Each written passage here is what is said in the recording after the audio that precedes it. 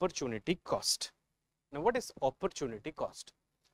Opportunity cost is actually the foregone cost, या वो cost जो आपने जाने दिया, ठीक है, या वो बेनिफिट जो आपने जाने दिया. समझ लो एक चीज़ ये है कि आप सब तैयारी कर रहे हैं सिविल सर्विसेज एग्जामिनेशन की. बहुत सारे लोगों के पास ये ऑप्शन भी था जॉब करने का. यू गेट दैट, कि आपने अपना ग्रेजुएशन खत्म किया और जॉब करने लग गए. Instead of that you decided to come to old Rajendra Nagar and prepare for civil services examination. तो एक तरीके से आपने एक अपॉर्चुनिटी जाने दी इनकम जनरेट करने की अपने लिए, तो वो आपका एक अपॉर्चुनिटी कॉस्ट हो. You get that. पर आपने वो क्यों जाने दिया? Again because you feel that this is a better opportunity. You understand that life always provides you opportunity 1 versus opportunity 2 versus opportunity 3 dot dot dot versus opportunity n. ठीक है ना. And maybe you will pick 1 or 2 or 3 or maybe 4 and you will forego most of them. तो जो आप जाने दोगे वो है opportunity cost. ठीक है. तो जब आप कभी भी अपना cost calculate करो लाइफ में, तो आपको दो चीजें calculate करनी चाहिए. एक, the original cost that you have paid for doing what you are doing, plus the cost that you have already paid for not doing what you could have done. Do you understand that? That is opportunity cost. So cost plus opportunity cost. Opportunity cost refers to the value of the next best alternative that is foregone when a decision is made. It is the cost of foregone opportunity that could have been chosen instead of the actual decision. Essentially, opportunity cost is what you give up in order to pursue a certain option. Do you understand that? Context देख लेते हैं हम इसका. बहुत सारे context में हम देख सकते हैं अपॉर्चुनिटी कॉस्ट को. Personal finance, business investment, government policy, time allocation. तो पर्सनल फाइनेंस में अगर आप देखोगे, deciding to invest in stocks versus bonds. Stocks और बॉन्ड्स में क्या फर्क है? स्टॉक्स और बॉन्ड्स में क्या फर्क है? Bond is a kind of loan and stock is a kind of ownership entity. Do you understand that? Opportunity cost the potential returns you forgo from the alternative investment. कई लोग सोचते हैं कि हम शेयर्स खरीद लेंगे, कई लोग सोचते हैं हम बॉन्ड्स खरीद लेंगे. तो जो भी खरीदोगे आप, एक अपॉर्चुनिटी कॉस्ट तो आपको पे करना पड़ेगा दूसरे का जो नहीं ले रहे हो. Business investment, choosing between investing in a new product line और अपग्रेडिंग द एग्जिस्टिंग टेक्नोलॉजी.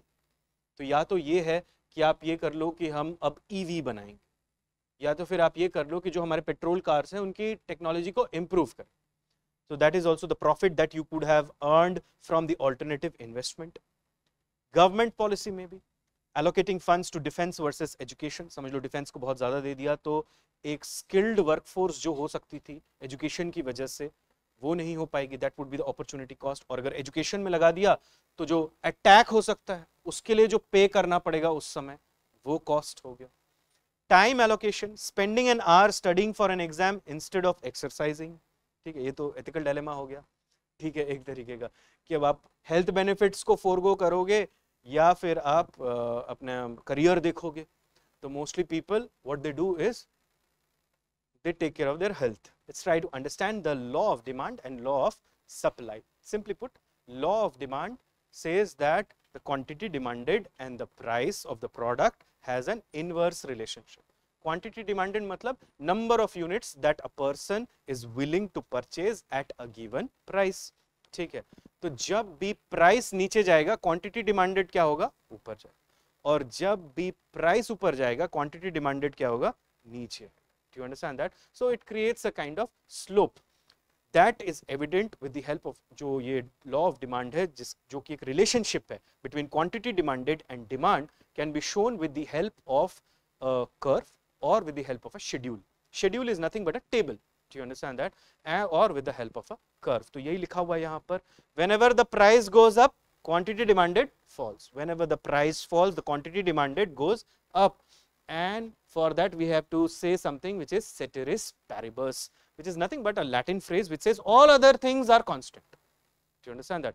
जैसे price goes up, still quantity can go up if suppose behavior changes or the feeling changes for the product. Do you understand that? So ceteris paribus मतलब everything else held constant. We can say price and quantity demanded have a kind of inverse relationship. ये arrow से आपको समझ में भी आ रहा है. ठीक है, और ये कैसे हम शो करते हैं? डिमांड शेड्यूल से और डिमांड कर्व से। ये एक डिमांड शेड्यूल है जिसमें सिनेरियोज हैं, आप देख सकते हो कि A B C D prices लिखे हुए हैं और क्वांटिटी डिमांडेड लिखे हुए हैं। जब भी प्राइस कम होता है क्वांटिटी डिमांडेड ज्यादा होगी, जब भी प्राइस ज्यादा होगा क्वांटिटी डिमांडेड कम होगी। इसको हम एक ग्राफ पे भी प्लॉट कर सकते हैं एक्सिस बनाकर, ये कुछ ऐसा दिखेगा। It would be a download sloping curve. Do you understand that? जब भी प्राइस कम होगा क्वांटिटी डिमांडेड बहुत ज्यादा होगा। आप जैसे भी देख लो इसको एक्सिस में, you will find that. Now there is something called factors affecting effective demand. Now what is effective demand? Demand is your need or want. Effective demand is when you have the need or want and you have the ability to pay for it. That is effective demand. तो हम देखेंगे कौन से factors हैं जो effective demand curve को impact करते हैं। तो ये जो डिमांड कर्व है उसी प्राइस पे ज्यादा डिमांड हो सकता है, उसी प्राइस पे कम डिमांड हो सकता है। मतलब प्राइस में कोई वेरिएशन नहीं आया बट डिमांड में चेंज आ गया। तो ये कैसे हो सकता है? What are the factors that impact it? First, change in price of competitive and complementary products. तो ऐसे मान लेते हैं हम, price of competitive product goes up. तो जैसे ही price of competitive product goes up, समझ लो इस प्राइस पे ये क्वांटिटी डिमांडेड थी इस प्रोडक्ट की, तो समझ लो एक कॉम्पिटिटिव प्रोडक्ट हम ले लेते हैं। कॉम्पिटिटिव प्रोडक्ट मतलब जिसका सीधा सीधा कॉम्पिटिशन है।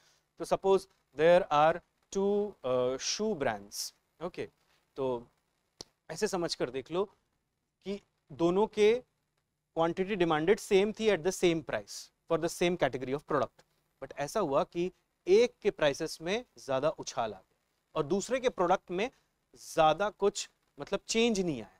Do you understand that? मतलब क्वालिटी ऑफ प्रोडक्ट में कुछ चेंज नहीं आया, दोनों के प्राइस सेम थी, क्वालिटी सेम थी और दोनों की क्वांटिटी डिमांडेड भी सेम थी मार्केट।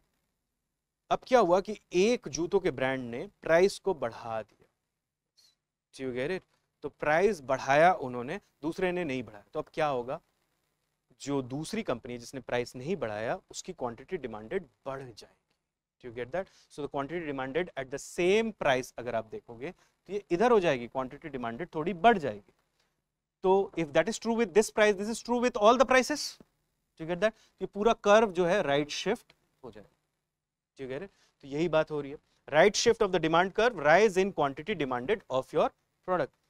अगर उसके प्राइसेस में समझ लो, if the price of the competitive product goes down, then competition, then demand for that product will increase.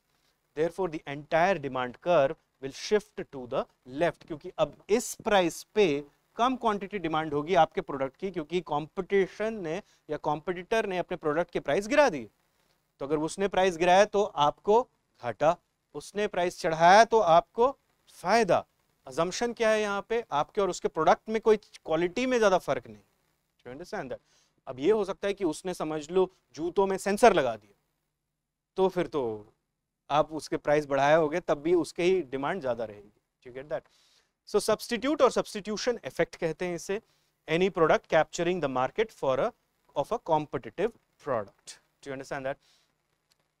Then अगर हम आते हैं कॉम्प्लीमेंट्री प्रोडक्ट्स के लिए, तो अगर कॉम्प्लीमेंट्री प्रोडक्ट का प्राइस ऊपर जाएगा तो जो डिमांड कर्व है वो लेफ्ट शिफ्ट होगा।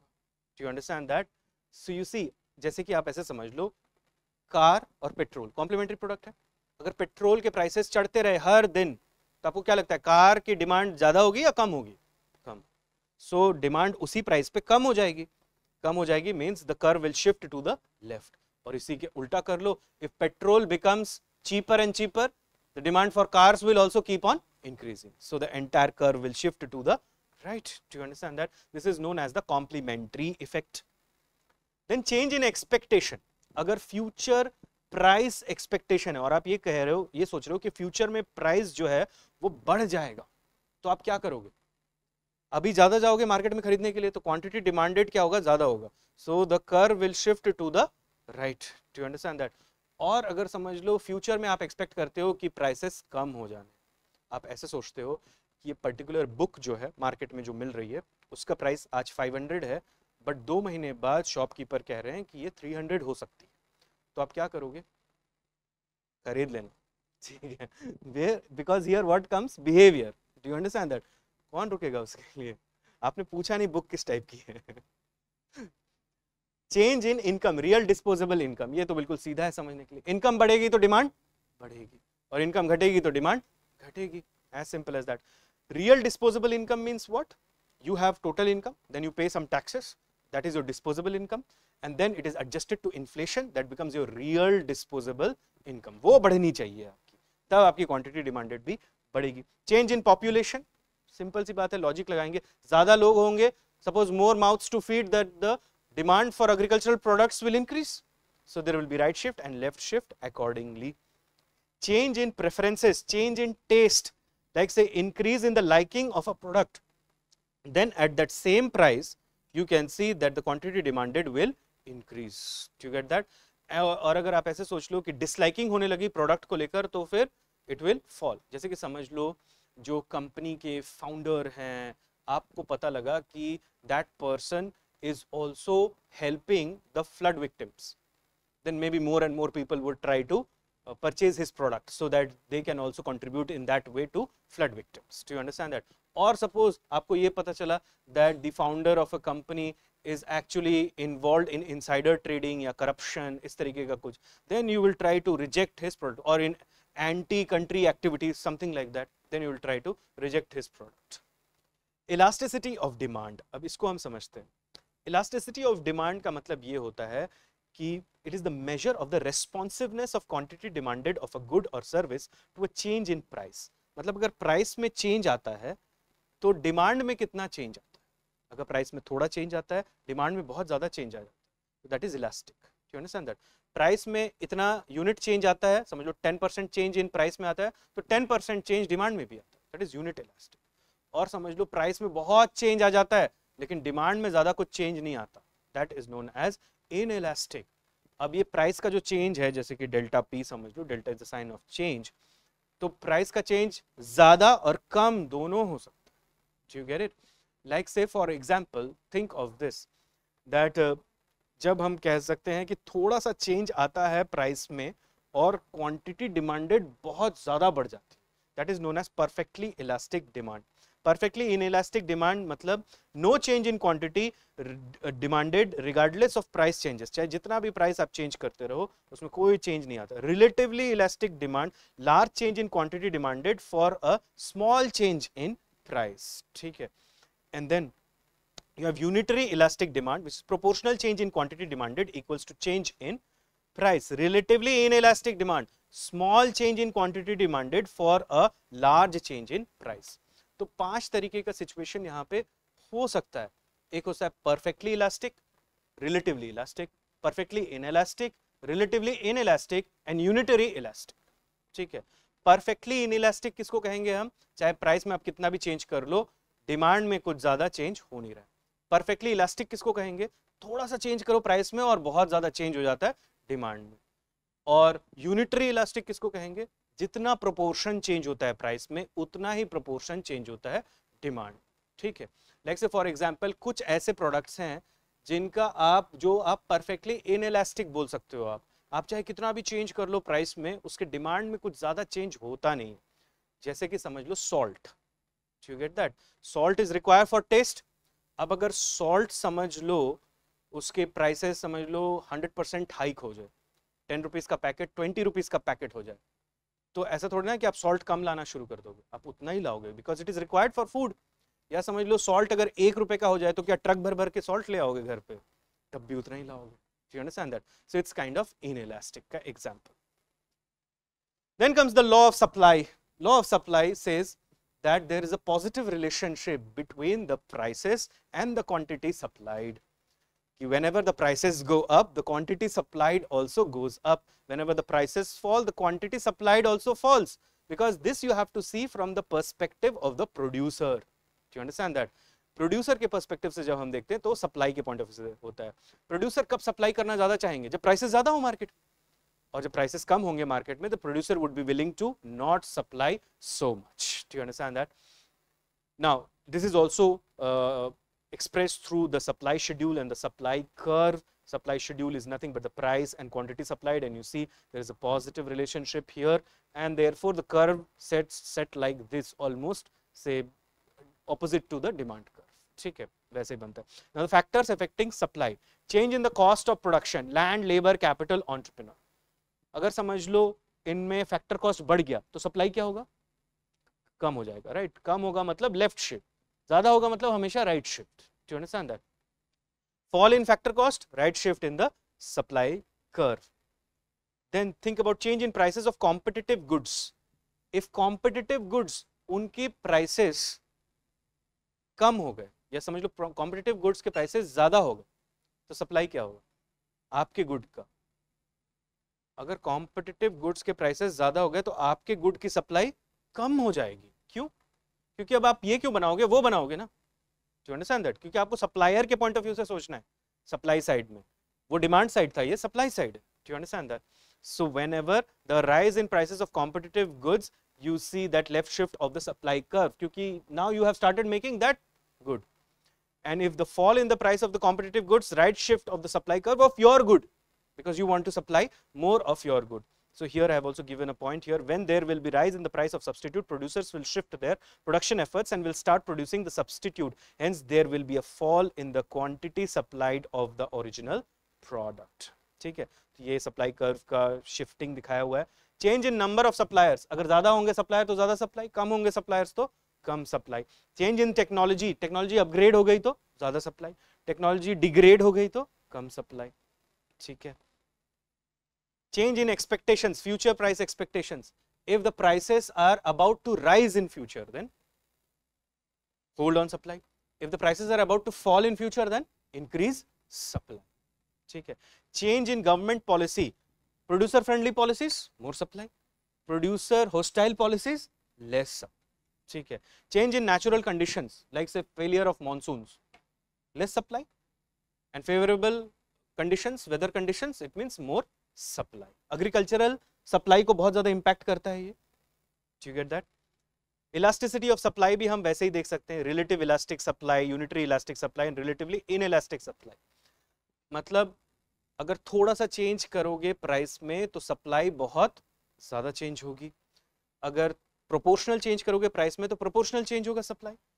और बहुत ज्यादा चेंज कर दो प्राइस में तब भी सप्लाई में ज्यादा चेंज होगा नहीं. कई बार प्राइस आप कितना भी कर दो, आप सप्लाई ज्यादा कर ही नहीं सकते. If the product that is being supplied is limited in quantity, like say for example rare earth minerals, you change the price, आप उसको कुछ भी कर दो, 5 करोड़ कर दो, फिर भी सप्लाई उतना ही रहेगा. ठीक है, जितना होगा, थोड़ा सा चेंज आएगा उसमें, ज्यादा चेंज आएगा नहीं. Why? Because there is not enough rare earth minerals. Let's try to understand market equilibrium. Market equilibrium is actually, it is the handshake between the forces of demand and forces of supply. It is that price at which the producers are willing to supply and the consumers are willing to purchase. That is market equilibrium.